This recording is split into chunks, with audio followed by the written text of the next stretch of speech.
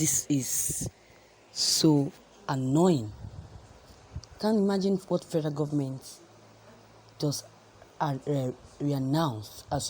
introduced that will make Nigerians' lives so miserable. Can you imagine? Federal government introduces toll plazas. Nigerians to pay 500 and 200 naira per trip. Can you imagine that? Let's listen to the details of what exactly that warranted this payment of toll plazas and the reason why federal government reannounces this. The federal government and the Federal Executive Council has approached the reintroduction of toll collections on some selected dual carriageways across the country. This as it exempted diplomatic, military, paramilitary vehicles, tricycles, motorcycles from the scheme. Minister of Works and Housing Babatunde Fashola also disclosed this on Wednesday while briefing the State House correspondents at the end of the weekly meeting of the Federal Executive Council presided over by Vice President Yemi Osinbajo at the Presidential Villa, Abuja. The decision was made almost 2 decades after Olusegun Obasanjo's administration dismantled all toll plazas on federal roads across the country in 2003. Fashola said that his ministry presented a memo which the council approved to reintroduce toll gates on dual carriageways of the 35-kilometer federal roads. These roads, he explained, amounted to only 14.3% of the entire 35,000 kilometer stretch of federal roads that were dual carriageways and would be eligible for tolling, with vehicles paying between 200 and 500 naira per trip, depending on their brand, while diplomatic, military, paramilitary, as well as tricycles and motorcycles would be exempted. The minister added that dual carriageways represented only 5,050 kilometers out of the total 35,000 kilometers. He said that so the total network of roads today, assuming we wanted to start today, which we are not, that will be eligible for tolling on the federal network, and it will be 14.3% of the total network. So 85.27% will not be eligible for tolling. We have seen that most of those dual carriageways also have alternative roads, but they are single carriageways. That is why we left them. So the only exception to single carriageway are some bridges, and they as listed in the regulation.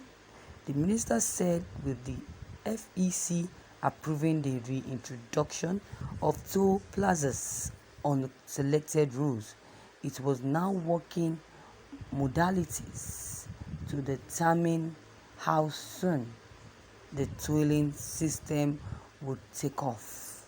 He said the Ministry of Works and Housing represented a policy memorandum for the approval of federal roads, bridges tolling policy and also a regulation that will provide a legal framework for the tolling policy.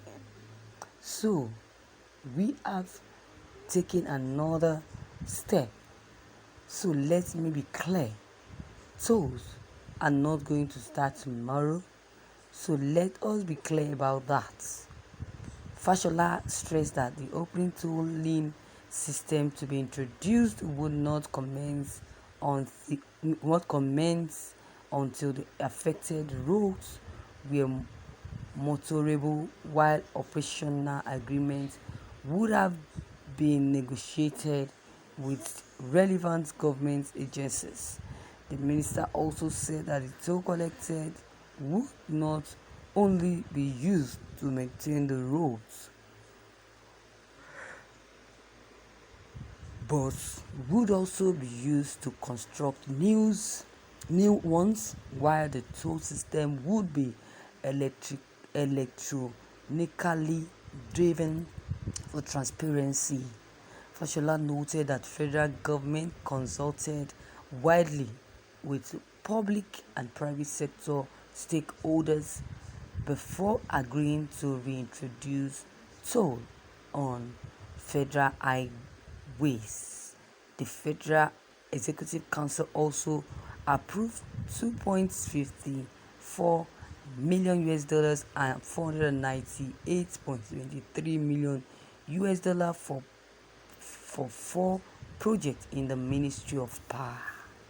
The Minister of Power, Shelley Maman, disclosed this on Wednesday to Start House. He said that the Federal Ministry of Power also received the blessing of the Federal Executive Council by providing for approvals for our contracts.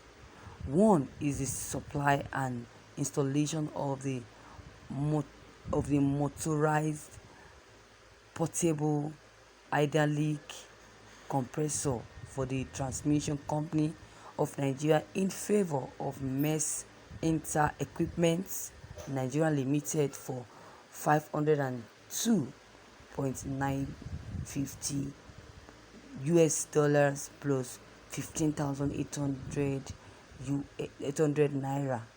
The second approval was also received for the award of the contract for the supply and delivery of 3 sets of online partial discharge measurement and monitoring equipment for the TCN in favor of MES T&D Technology Limited in a sum of 874,800 US dollars offshore plus 240,000 onshore with a delivery period of months.